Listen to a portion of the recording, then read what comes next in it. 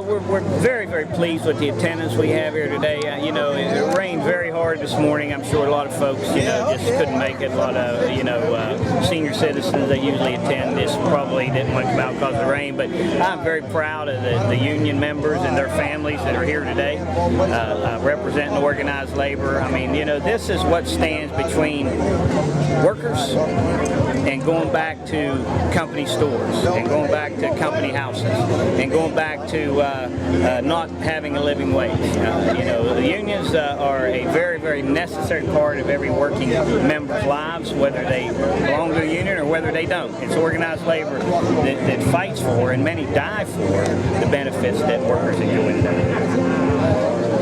Okay, go back to the Patriot. Yeah, you're talking about Patriot. Patriot. I mean, there's a lot of UMWA guys here today. We are in a battle with Patriot Coal right now. We believe that they're going to try to strip away benefits that we've worked our entire lives, that we've earned, such as lifetime health care, the wages that we've got. They filed bankruptcy in New York. I don't know how many people in New York are coal miners that work for Patriot Coal. Certainly a move to try to find a friendlier court that's not going to be friendly to workers. But I know this union. I've been a member of this union 37 years, and I will promise you, we will not go down without a fight. I will promise you, if it's a fight Patriot Coal wants, it is a fight they will have. Believe me when I tell you that. So we're going to stand strong, and we've got the greatest labor union leader in the country in Cecil Roberts, and he will lead us through this, and our members will be unified and solidified, and we will get what's rightfully ours. Do you have any idea how many people are here today? 3,000. I don't know. I'm estimating probably 1,000 people. We prepared for 1,000. It looks like we've got it. It would have been much bigger, I'm sure, if the rain wasn't here. But very pleased, very, very pleased. It was the organizing manual for the United Mine Workers.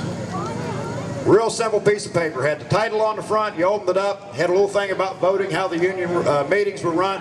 Had the miner's oath on the next page, and the back page was empty. That little simple piece of paper. When he handed it to me, I got a chill.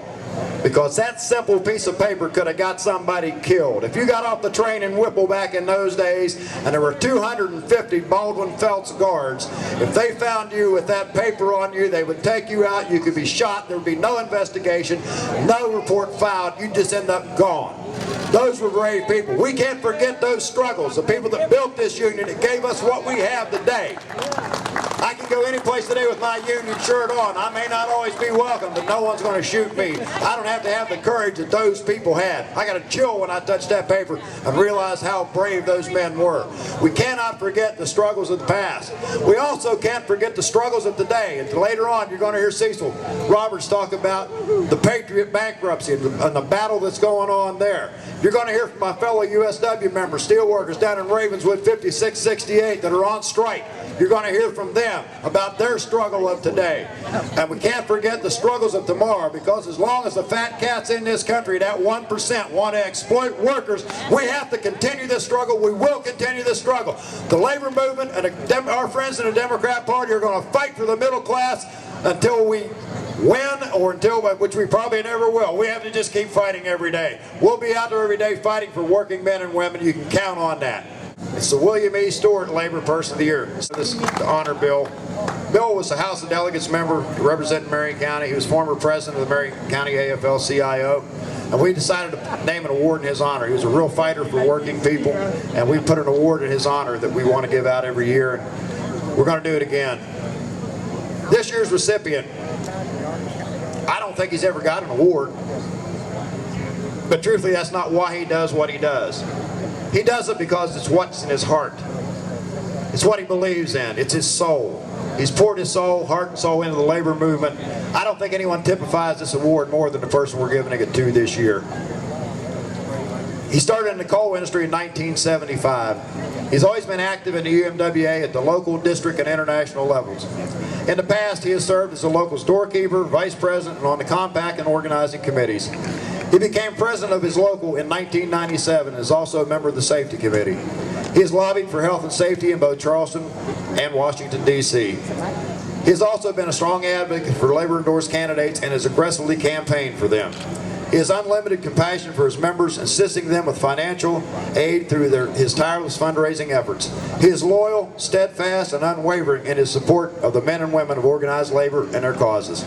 He was an activist and strike leader through the strikes of 77, 81, 93, and the Pittston protest of 1989. He has been threatened, he has been jailed, he has been discharged, but he's never ever been intimidated by the coal operators. Today, he is here with us and is leading UMWA Local 1570 through the Patriot bankruptcy proceedings. It's my honor to present the William E. Stewart Labor Person of the Year Award for 2012 to United Mine Workers Local Union 1570 President John Palmer. As I said, I don't think anyone exemplifies this more than John. Like I said, he has worked hard, worked tirelessly, and like I said, it's certainly not for the glory, it's certainly not for the money. You lose as many friends as you make in these kind of jobs. I know you agree with that. But he does it because it's what he believes in. And thank God for people like him, because if it wasn't for the local leadership at the local level, the labor movement would not exist. So John, it's my pleasure to present you with the William E. Stewart Labor Person of the Year Award for 2012. I love the guys that I work with. They worked hard over at that mine. And I promise you this, you guys, I won't run from them people, and I mean that. And I love all you guys. You guys worked hard for that company, and you deserve everything we get. And I mean it. And thank you all. And please, if you don't belong to a union, get involved in it. Get you a daggone union. I'm telling you all, we belong to the best union in the world. And I want to thank the old folks that fought for us and brought this union to us. You younger guys, you better stand, buddy. I'm telling you all. Because they'll try to take everything you got if you don't fight. Whatever our leadership tells us, you folks better pay attention to them and get behind them. And stay behind them. No matter what. It might get bad. If it does get bad, you'll make it. You got to have a good person beside you. I've been blessed with that. And I hope all you youngsters got the same thing I do, and you're older, with your wives and your family. And we'll be there, fellas, believe me. And I love all you guys that belongs to these unions. And I want to thank you. Thank you a lot. Thank you. I do have another special award I want to give out. We haven't done this before, but it's a new one. There are a lot of good people out there that believe in working families, believe in unions. Not all of them are union members. But this guy I'm about to introduce is one of those people. But he believes in working families. He believes in the middle class, because he knows if it's not for unions and a decent wage, no one can afford his services, no one can afford his products. He knows that. So he's come out with the Labor Council for many, many years now, working with us, volunteering with us. He helps with this picnic. Matter of fact, if it wasn't for him, I'd probably have to have about 5 people to replace him. He helps put this on. I have a special award I want to present. Sherman Sapp, come on up here.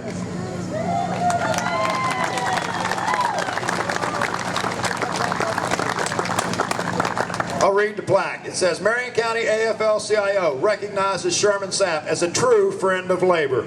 As owner of Anchor Plumbing, he has shown his commitment to the working men and women of Marion County through his donations and countless hours of volunteerism with our organization.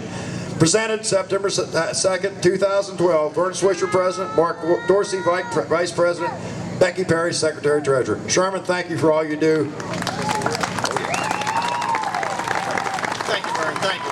I'm going to accept this award on behalf of my father, first of all. He, like Vern said, 37 years, Alcan Aluminum, great union worker. But most importantly, my grandfather, Barney Fisher, died in 1983 from complications from black lung. He fought to bring the unions in. He was the guy shooting out the spotlight at night. He fought against the greedy coal barons. I listened and heard the stories. How important were the unions after he passed away? My grandmother lived on union benefits for 20 years after that.